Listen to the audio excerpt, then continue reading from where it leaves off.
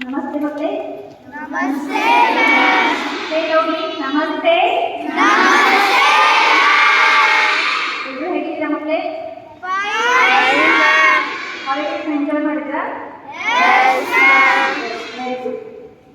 ಸುಮಾರು ವರ್ಷಗಳ ಹಿಂದೆ ನಡೆದು ಬಂದಂತಹ ಒಂದು ನೈಜ ಘಟನೆಯನ್ನ ಕಥೆಯ ರೂಪದಲ್ಲಿ ನಿಮ್ಮ ಮುಂದೆ ಪ್ರಸ್ತುತಪಡಿಸ್ತಾ ಇದ್ದೇನೆ ಮಕ್ಕಳೇ.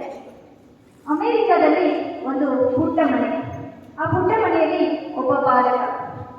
ಆ ಬಾಲಕ ತಂದೆ ತೀರ್ಕೊಂಡಿದ್ದಾರೆ. ತಾಯಿ ಅವರಿಬ್ಬರ ಮನೆ ಕೆಲಸವನ್ನ ಮಾಡಿಕೊಂಡು ಮಗನನ್ನ ಸಾಕುವಂತಹ ಒಂದು ಪರಿಸ್ಥಿತಿ. ಅಂಥದ್ರಲ್ಲಿ ಆ ಮಗನಿಗೆ ರಿಕೆಟ್ಸ್ ರೋಗ. ಹೊಟ್ಟೆ ಉಟ್ಕೊಂಡಿದೆ, ಕೈ ಕಾಲನ್ನ ಸದಾ ಹಸುವೆಯಿಂದ ನಡೆತಕ್ಕಂಥ ಬಾಲಕ. ತಾಯಿ ಹಾಗೂ ಹೀಗೂ ಮಾಡಿ ಆ ಮಗನನ್ನ ಸಾಕ್ತಾ ಇದ್ದಾರೆ. ಆಸ್ಪತ್ರೆಗೆ ತೋರಿಸೋಣ ಅಂದ್ರೆ ತಾಯಿ ಹತ್ರ ದುಡ್ಡು. ಹೀಗಿರ್ಬೇಕಾದ್ರೆ ತಾಯಿ ಸಮಾನದಿಂದ ಅಲ್ಲೇ ಇರ್ತಕ್ಕಂಥ ದುಡ್ಡನ್ನು ತಗೊಂಡು ಮಗನನ್ನ ಸಾಕ್ತಾ ಇದ್ದಾರೆ. ಹೀಗಿರ್ಬೇಕಾದ್ರೆ ಮಗನಿಗೆ ಒಂದ್ ಕಡೆ ಅನಾರೋಗ್ಯದ ಪರಿಸ್ಥಿತಿ. ಅಂಥದ್ರಲ್ಲೂ ಅವನಿಗೆ ಫುಟ್ಬಾಲ್ ಅಂದ್ರೆ ತುಂಬಾನೇ ಇಷ್ಟ. ಆ ಫುಟ್ಬಾಲ್ ಮ್ಯಾಚ್ನ ಎಷ್ಟು ಇಷ್ಟಪಡ್ತಿದ್ನ ಅಂದ್ರೆ ಎಲ್ಲರೂ ಫುಟ್ಬಾಲ್ ಮ್ಯಾಚ್ ನೋಡ್ತಾ ಕಂಡ್ರೆ ಸಾಕು, ಅಷ್ಟೊಂದು ಇಷ್ಟ, ಆಡಬೇಕು, ಅದನ್ನ ನೋಡ್ಬೇಕು ಅನ್ನೋ. ಆದ್ರೆ ಏನ್ ಮಾಡೋದು, ಅನಾರೋಗ್ಯದ ಒಂದು ಪರಿಸ್ಥಿತಿ. ಆದ್ರೂ ಆತ ಬಿಡ್ತಾ ಇದೆ. ಹೀಗೆ ಒಂದು ದಿನ ದಾರಿಯಲ್ಲಿ ಹೋಗ್ತಾ ಇದ್ದ ಒಂದು ಪೋಸ್ಟರ್ ನೋಡ್ತಾನೆ. ಆ ಪೋಸ್ಟರ್ ಹೀಗೆ ಬರ್ತಿರುತ್ತೆ ಮತ್ತೆ, ಇನ್ನೆರಡು ದಿನಗಳ ನಂತರ ನಮ್ಮೂರಲ್ಲಿ ಒಂದು ಫುಟ್ಬಾಲ್ ಮ್ಯಾಚ್ ನಡೆಯುತ್ತೆ. ಆ ಫುಟ್ಬಾಲ್ ಮ್ಯಾಚ್ನ ಆಡಲಿಕ್ಕೆ ಅಮೆರಿಕದ ಸುಪ್ರಸಿದ್ಧ ಫುಟ್ಬಾಲ್ ಆಟಗಾರ ವಿಲ್ಸನ್ ಅವರು ಬರ್ತಾ ಇದ್ದಾರೆ ಅಂತ ಹೇಳಿ ಹಾಕಿದ್ರು. ಅದನ್ನ ನೋಡ್ಬಿಟ್ಟು ಆ ಬಾಲಕನಿಗೆ ತುಂಬಾ ಖುಷಿ ಆಯ್ತು. ಯಾಕಂದ್ರೆ ಅವನ ಫೇವರೇಟ್ ಗೇಮ್ ಫುಟ್ಬಾಲ್, ಅದರಲ್ಲಿ ಅವನ ಫೇವರೇಟ್ ಆಟಗಾರ ವಿಲ್ಸನ್ ಅವರು ಬರ್ತಾ ಇದ್ದಾರೆ, ಅವರನ್ನ ಭೇಟಿ ಆಗ್ಬೋದು, ಅವರನ್ನ ನಾನು ಅವ್ರ ಜೊತೆ ನನ್ನ ಮನದಾದ ಮಾತುಗಳನ್ನ ಹಂಚ್ಕೋಬಹುದು ಅಂತ ಹೇಳಿ ಬಾಲಕನಿಗೆ ತುಂಬಾ ಖುಷಿ ಆಗಿದೆ. ಆಗ ಆ ಬಾಲಕ ಏನ್ ಮಾಡ್ತಾನೆ, ಒಂದೆರಡು ದಿನ ವೇಟ್ ಮಾಡ್ತಾನೆ. ಎರಡು ದಿನ ಅಲ್ವಾ ಕಳೆದ್ಬಿಟ್ರೆ ನಾನು ವಿಲ್ಸನ್ ಅವ್ರನ್ನ ಭೇಟಿ ಆಗ್ಬೋದು, ಅವರ ಫುಟ್ಬಾಲ್ ಮ್ಯಾಚ್ ನೋಡ್ಬೋದು ಅಂತ ಖುಷಿ ಆಗಿದೆ. ಎರಡು ದಿನ ಕಳೆಯುತ್ತೆ ಮಕ್ಕಳೇ. ಸ್ಟೇಡಿಯಂ ಅಲ್ಲಿ ಫುಟ್ಬಾಲ್ ಮ್ಯಾಚ್ ನಡೀತಾ ಇದೆ. ಆದ್ರೆ ಆ ಫುಟ್ಬಾಲ್ ಮ್ಯಾಚ್ ಸ್ಟೇಡಿಯಂ ಅಲ್ಲಿ ಇರೋದ್ರಿಂದ ಟಿಕೆಟ್ ತಗೊಂಡು ಒಳಗಡೆ ಹೋಗ್ಬೇಕಾಗಿರುತ್ತೆ. ಆ ಬಾಲಕ ದಟ್ಟದ ಪರಿಸ್ಥಿತಿಯಲ್ಲಿ ಆ ಮಗುಗೆ ದುಡ್ಡು ಕೊಟ್ಟು ಒಳಗಡೆ ಹೋಗಕ್ಕಾಗಲ್ಲ. ಏನ್ ಮಾಡ್ಬೇಕು ಅಂತ ಯೋಚನೆ ಮಾಡ್ತಾನೆ.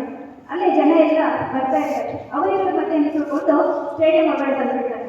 ಸ್ಟೇಡಿಯಂ ಒಳಗಡೆ ತರ್ತಾನೆ, ಟಿಕೆಟ್ ಬೇರೆ ತಗೊಂಡಿಲ್ಲ. ಏನ್ ಮಾಡ್ಬೇಕು, ಒಳಗಡೆ ಚೇರ್ ಮೇಲೆ ಕೂತ್ಕೊಳ್ಳೋಕ್ಕಾಗಲ್ಲ.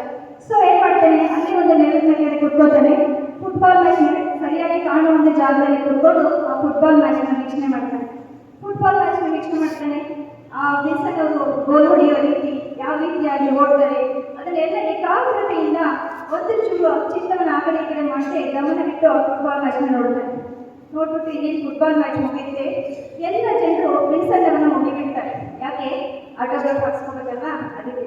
ಆಗ ಆ ಬಾಲಕ ಕೂಡ ವಿಲ್ಸನ್ ಅವರನ್ನ ಭೇಟಿ ಆಗಬೇಕು, ಅವರೊಂದಿಗೆ ನಾನು ಕೂಡ ಆಟೋಗ್ರಾಫ್ನ ತಗೋಬೇಕು ಅಂತ ವಿಲ್ಸನ್ ಅವರ ಪಕ್ಕದಲ್ಲಿ ಹೋಗಿ ನಿಂತ್ಕೋತಾರೆ. ವಿಲ್ಸನ್ ಅವರ ಪಕ್ಕದಲ್ಲಿ ಹೋಗಿ ನಿಂತ್ಕೊಂಡಾಗ ವಿಲ್ಸನ್ ಅವರು ತುಂಬಾ ಬ್ಯುಸಿ ಆಗಿರ್ತಾರೆ ಆಟೋಗ್ರಾಫ್ ಹಾಕೋದ್ರೆ.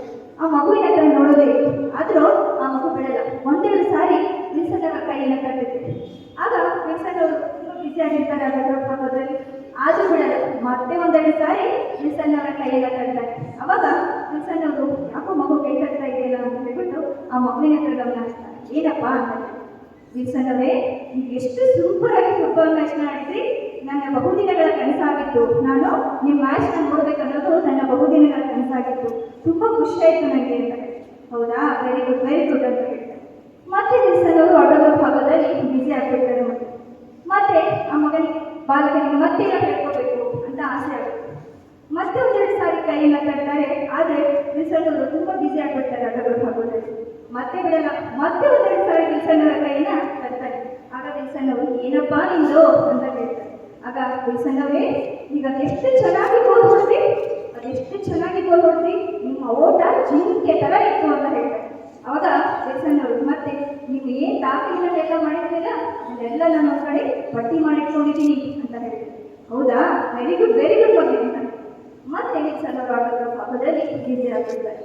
ಮತ್ತೆ ಸ್ವಲ್ಪ ಸಮಯದ ನಂತರ ಆ ಬಾಲಕನಿಗೆ ಅನಿಸುತ್ತೆ, ಅಯ್ಯೋ ಇನ್ನೊಂಚೂರು ಏನಾದರೂ ತಿಳ್ಕೋಬೇಕಿರ್ತಲ್ಲ ನಾನು, ಇನ್ನೊಂದ್ಸರಿ ಟ್ರೈ ಮಾಡೋಣ ಅಂತ ಹೇಳ್ಬಿಟ್ಟು ಮತ್ತೊಂದೆರಡು ಸಾರಿ ವಿಲ್ಸನ್ ಅವರ ಕೈಯನ್ನು ತರ್ತಾರೆ.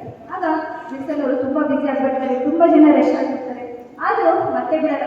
ಮತ್ತೆ ಒಂದೆರಡು ಸಾರಿ ವಿಲ್ಸನ್ ಅವರ ಕೈಯನ್ನ ತರ್ತಾರೆ. ಆಗ ವಿಲ್ಸನ್ ಅವರಿಗೆ ಸ್ವಲ್ಪ ಕೋಪ ಬರುತ್ತೆ. ಏನಪ್ಪಾ ಈ ಮಗನ ಅಂತ ಹೇಳಿ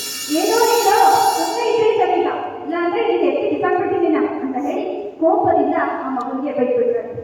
ಆಗ ಆ ಬಾಲಕನಿಗೆ ಇನ್ನೂ ಒಂದು ಕಡೆ ಮನಸ್ಸಿಗೆ ನೋವಾದಾಗ ಆ ಬಾಲಕ 1-2 ಹೆಜ್ಜೆ ಹಿಂದೆ ನಿಂತು ವಿನ್ಸೆಂಟ್ ಅವರನ್ನೇ ನೋಡ್ತಾ ಒಂದು ಚಾಲೆಂಜ್ ಮಾಡ್ತಾರೆ. ಏನು ಚಾಲೆಂಜ್ ಮಾಡ್ತಾರಪ್ಪ ಅಂದರೆ, ವಿನ್ಸೆಂಟ್ ಅವರೇ ಒಂದಿಲ್ಲ ಒಂದು ದಿನ ನಿಮ್ಮೆಲ್ಲ ದಾಖಲೆಗಳನ್ನ ನಾನೇ ಮುರಿತೇನೆ ಅಂತ ಹೇಳಿ ಚಾಲೆಂಜ್ ಮಾಡ್ತಾರೆ. ಅದನ್ನ ಕೇಳಿದಂತ ವಿನ್ಸೆಂಟ್ ಅವರಿಗೆ ಶಾಕ್ ಆಗುತ್ತೆ, ಒಂದ್ ಕಡೆ ಗಾಬರಿ ಕೂಡ ಆಗುತ್ತೆ. ಅವಾಗ ಆಟೋಗ್ರಾಫ್ ಹಾಕೋದನ್ನ ನಿಲ್ಲಿಸ್ಬಿಟ್ಟು ಆ ಮಗುವಿನ ಹತ್ರ ನೋಡ್ತಾರೆ. ಅವಾಗ ಆ ಮಗುವನ್ನ ನೋಡ್ಬಿಟ್ಟು ಹೇಳ್ತಾರೆ, ಓಹ್ ನೀನಾ ಹೊಟ್ಟೆ ಉಟ್ಕೊಂಡಿದ್ದೆ, ಕೈ ಕಲ್ಸನ್ನ ನೀನು ನನ್ನೆಲ್ಲ ದಾಖಲೆಗಳನ್ನ ಮುರಿದ್ಯಾ ಅಂತ ಹೇಳಿ ಹಾಸ್ಯ ಮಾಡ್ಬಿಡ್ತಾರೆ. ಮತ್ತೆ ಅವಾಗ ಆ ಮಗುವಿಗೆ ಎಲ್ಲೋ ಒಂದು ಕಡೆ ಬೇಜಾರಾಗುತ್ತೆ. ಅದು ಕೂಡ ಸಮಾಧಾನ ಮಾಡಿಕೊಂಡು 16 ವರ್ಷಗಳ ನಂತರ ಅದೇ ಬಾಲಕ ಅಮೆರಿಕದ ಸುಪ್ರಸಿದ್ಧ ಫುಟ್ಬಾಲ್ ಆಟಗಾರನಾಗಿ ಹೊರಹೊಮ್ತಾನೆ. ಮತ್ತೆ ಆತ ಬೇರೆ ಯಾರೋ ಅಲ್ಲ, O.J. ಸಿಂಪ್ಸನ್. ಅಮೆರಿಕದ ಸುಪ್ರಸಿದ್ಧ ಫುಟ್ಬಾಲ್ ಆಟಗಾರ O.J. ಸಿಂಪ್ಸನ್ ಆಗಿ ಹೊರಹೊಮ್ತಾನೆ. APJ ಅಬ್ದುಲ್ ಕಲಾಂ ಅವರು ಒಂದು ಮಾತು ಹೇಳ್ತಾರೆ, ನೋಡಿ, small aim is a crime. ಅಂದರೆ ಸಣ್ಣ ಗುರಿಯನ್ನು ಇಟ್ಕೊಳ್ಳೋದು ಅಪರಾಧ. ನಮ್ಮ ಜೀವನದಲ್ಲಿ ಯಾವಾಗಲೂ ನಾವು ಉನ್ನತವಾದ ಗುರಿಯನ್ನು ಇಟ್ಕೋಬೇಕು. ಆ ಗುರಿಯ ಸಾಧನೆಗೆ ಕಠಿಣವಾದ ಪರಿಶ್ರಮವನ್ನು ಪಡಬೇಕು ಅನ್ನೋದು O.J. ಸಿಂಪ್ಸನ್ ಅವರ ಒಂದು ಧ್ಯೇಯವಾಗಿದೆ. ಅದರಂತೆ ಅವರ ಜೀವನದಲ್ಲೂ ಕೂಡ ಅವರು ಉನ್ನತವಾದ ಗುರಿಯನ್ನು ಇಟ್ಕೊಂಡು ಆ ಗುರಿಯ ಸಾಧನೆಯೆಡೆಗೆ ಕಠಿಣವಾದ ಪರಿಶ್ರಮವನ್ನು ಪಟ್ಟರು. ಹಾಗೆ ನಾವು ಕೂಡ ನಮ್ಮ ಜೀವನದಲ್ಲಿ ಉನ್ನತವಾದ ಗುರಿಯನ್ನು ಇಟ್ಕೊಳ್ಳೋಣ. ಆ ಗುರಿಯ